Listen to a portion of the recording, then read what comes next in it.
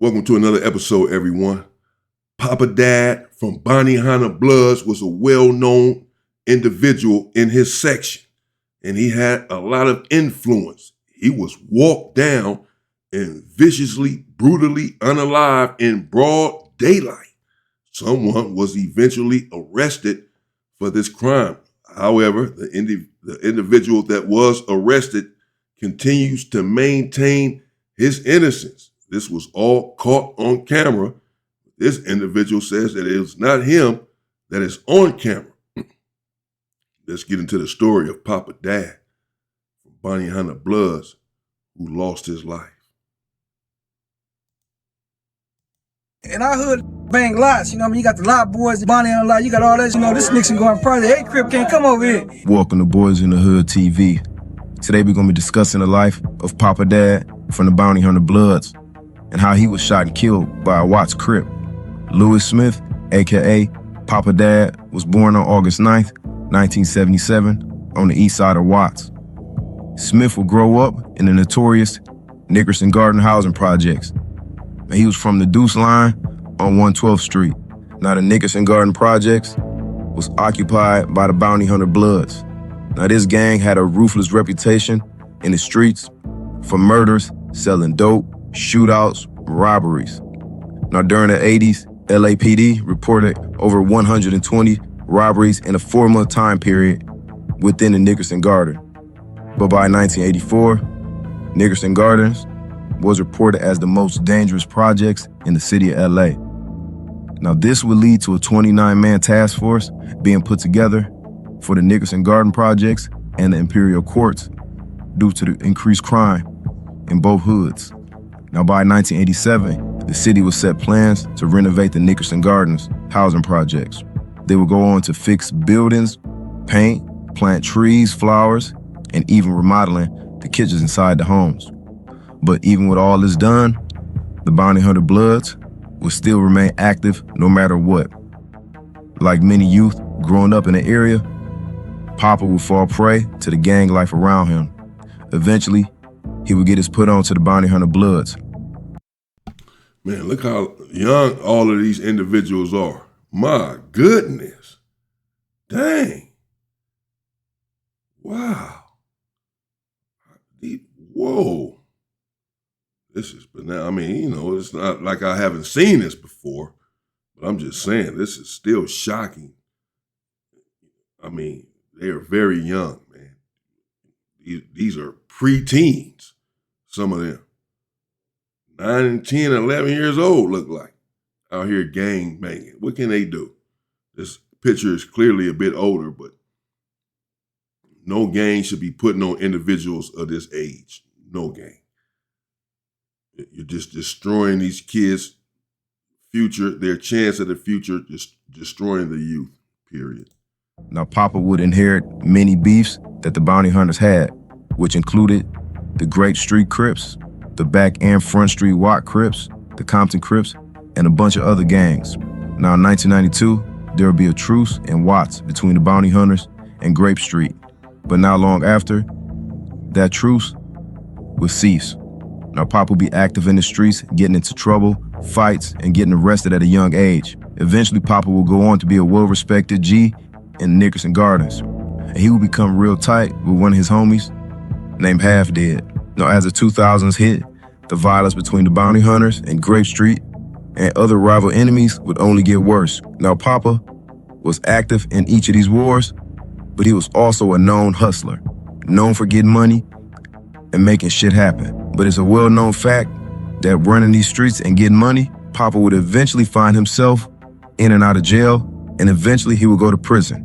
But while in prison, he would start looking at things a little bit different. He had a game plan that once he got out, he would create a platform that he could put his homies on and give them hope. I mean, Brick Boys, man, you know, they're my young homies and shit. That's my group and shit. They coming up out these projects, man. It's just something that we do, you know what I mean? Well, when I got out of prison, shit, they was the hottest niggas on the block. So, you know, I snatched them up and shit, took them fucking my people, got them a deal and shit. You know, we got something working out right now. Charlotte, man, that's the block I'm from. I started that. That's from my hood. It's like 95% of Bonnie Hunters is Charlotte. You know what I mean? That's some shit I started when I was a kid, and I was a young nigga, grew up on the deuce and shit. I'm like, fuck it, I got money over here. So when we was getting money, there was so many cars and shit out there. They're like, this motherfucker like Crenshaw, so many bitches and shit. So we just shortened it up for show lot. So that's what it is. So all my young homies and shit. Then when I seen them start banging with tattoos and all that shit on their neck when I got to prison, I said I gotta make it into a positive and try to get them about it and shit, man. For make that the tattoos and shit a purpose. Now, as Papa continued to see growth and success while making connections in the music industry, death will be right around the corner. On January 3rd, 2011, around 3 p.m., Papa, along with his girlfriend named Maya Stewart, decided to go to Chinese Express on 103rd Street. Now, after heading inside, Papa would walk past a 32-year-old man named Jamero Scott, aka J-Mac, from Franklin Watts Crips. Now, J-Mac was waiting with his son and daughter. Now, the Franklin Crips, they hood sit on 101st and 102nd Street between Success and Compton Avenue. Now, the Franklin Crips are a much smaller gang, but they are aligned with the Grape Street Crips. So once Papa saw J-Mac, he would say, "What's up?" And J-Mac would respond, "What's up, Loke?" And this would grab Papa's attention. So this time Papa would say, "What's up?" a little bit more aggressively. And that's what J-Mac responded once again, "What's up, Loke?" And immediately, Papa responding, "What up, dog?" Now after this brief exchange, J-Mac would leave the restaurant and get into his car. Papa and Stewart, after ordering their food, they would go stand inside the courtyard area. A few moments later, J-Mac would walk back to the courtyard without his kids. And this time he'd confront Papa and immediately. And so you can see that, all of this paperwork that is being displayed is either a police report or something from court documents, but more than likely a police report made by the witness. I'm assuming the girlfriend who was there with this individual who lost his life.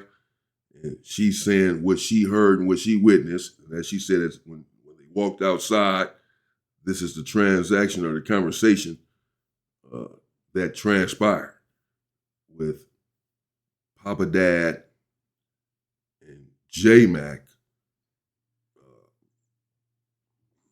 allegedly saying, "What's up, Loke?"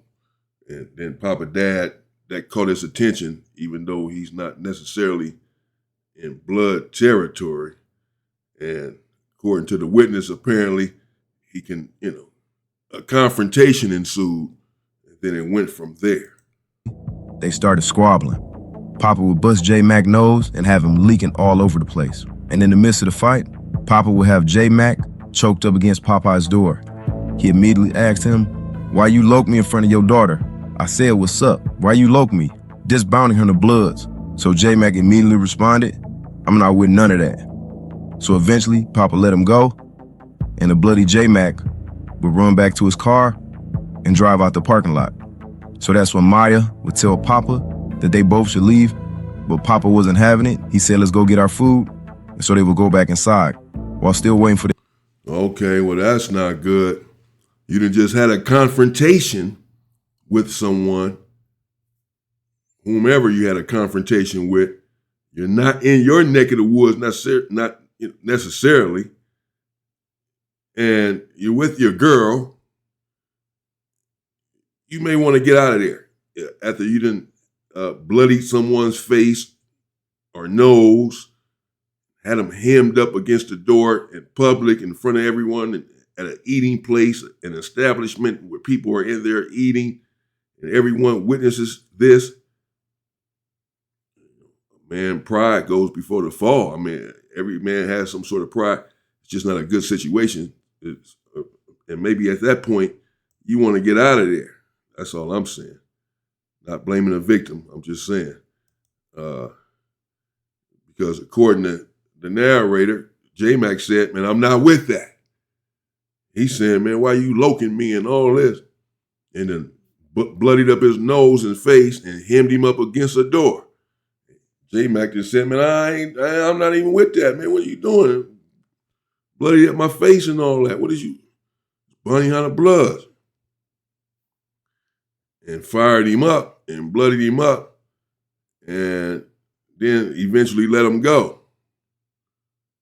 Now he got back in his car and pulled off. according to this. And J-Mac then had a chance to get out of there, to leave the situation, de-escalate it, if you will.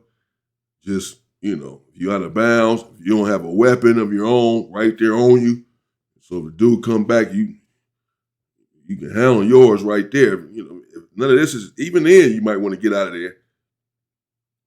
People die with their weapons all the time. You have a weapon and he got one, it's 50-50. You don't know whose bullet is going to land in the right place or the wrong place and take you out. So even then, you still want to get out of the situation, I would think. But okay, nevertheless, he's still there. He said no, he's waiting on his food. They just had to fight. He's still waiting on his food. Let's see what happens from there. They would stand in the food courtyard, and Maya noticed that Papa had blood on his hands, so she went inside Popeye's to get wet paper towels to clean his hands off. Now, as she cleaned his hands off, when she looked up, she saw J-Mac walking right back towards them. Immediately, Papa pushed Maya out the way and said, "You ready to do this again?" And that's when J-Mac lifted up his shirt, pulled his strap out, and said, "This Franklin Square," and he opened fire. Papa would be hit in the leg, but he would be able to run towards Popeye's door and try to open it. But J-Mac would walk him down, shooting him 4 more times, with one fatal shot hitting him in the back of the head. Immediately, J-Mac fled the scene. Now, shortly after, police and EMTs would arrive and transport Papa to the hospital. Sadly, the following day, on January 4th, Lewis Smith, aka Papa Dad, will be pronounced dead. Now, police would immediately start investigating, interviewing witnesses, but they would also obtain surveillance footage. And this footage would show J-Mac fleeing in his 1980s Caprice after the murder. Eventually, authorities will be able to ID J-Mac as the shooter and put a warrant out for his arrest. But it will be months later, in September 2011, when the FBI would arrest J-Mac in Kansas City. Now, LAPD believe that J-Mac fled immediately that same day after the murder. 2 years later, in 2013, J-Mac's trial for murder will begin. Maya Stewart, who was Papa's girlfriend at the time, would take the stand and give her account of what took place. She would also identify J-Mac as the shooter that killed Papa. Now, the second witness was a subway worker named Gustavo Magana. Now, Gustavo, he would tell the jury that he saw J-Mac with his 2 kids earlier that day. He would also witness the fight when it broke out, and that he saw J-Mac having a lot of blood coming from his nose afterwards. He would go on to state that 15 minutes later, J-Mac will return to the scene, and that's when he saw the shooting. With his own eyes, he will witness J-Mac walking down Papa, shooting him multiple times. Now, J-Mac's defense would argue that J-Mac was not the shooter on camera, and that he should be acquitted of all charges. But by the end of the trial, J-Mac will be found guilty of first-degree murder and gang enhancements, and he will be sentenced to 80 years to life in prison. I would like to thank everybody for tapping in, and I'll see y'all next time.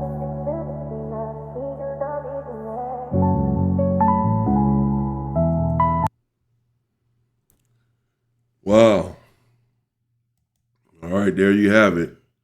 Rest in peace to Papa Dad, Bonnie Hunter Bloods. Let me know what you all think in the comments. I just always think about these sort of stories and think about what sort of decisions could have led to a different outcome. That's what with every story I see or read about, watch on TV, watch on YouTube, whatever. How one decision can just change everything. So again, not to blame the victim, because he got a right to get his food. He paid for it or whatever, He probably hungry, whatever. He there with his girl. He has a right to stay there and get his meal. I just don't know if that was the best decision, or actually I do know that was not that. In fact, that was the worst decision that he could have made in his life, because it cost him his life. That's it. So y'all let me know what y'all think in the comments. Whatever, that decision seemed to have cost him his life, because they said that J-Mac did not pull back up, whomever it was, did not pull back up for 15 minutes. That he was gone for 15 minutes. That's a very long time. That's a long time. That's a long time to get out of there. That's a long time to make that decision. And what's taking so long with the man's food, by the way? These places, man, my goodness. Could have got his food and been out of there by then. Unless maybe he had not even ordered yet. I don't know, but that's crazy. But still, 15 minutes is a long time for you to say, to change your mind and say, all right, let's just go. Or whatever. Again, especially if you don't have a weapon with you. And again, even if you do have a weapon with you. I'm just saying, because that decision not to do that, to go ahead and stay and wait on the food, whomever it was, walked up, shot him in the leg. He tried to run into Popeyes. Couldn't get in the door. Dude was on him. Popped him 4 more times or so. At least one of them in the back of the head. That was fatal.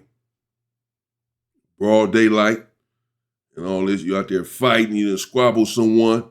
It's time to go. Especially if you done beat the dude up and he done jumped in his car and skirted off. All right. And you ain't got nothing with you. Oh, hell, I'm out of here. I did what I had to do. I whooped on you, whatever. I'm out, man. With my girl, I got my girl with me. I got to protect her, too. She all got to be involved in all this. He might come back and just start letting all kind of bullets go with everybody. Whoever's with me can get it. No, let's go.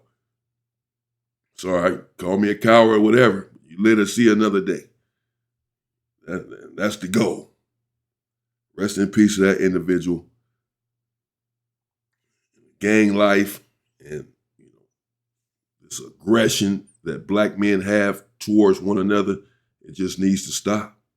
That's it. You can't say anything to someone without him being ready to be aggressive and violent with you. And it's just a disaster. We just need more love, more peace, and less hate amongst one another for sure, quickly. Stay safe and stay free, people.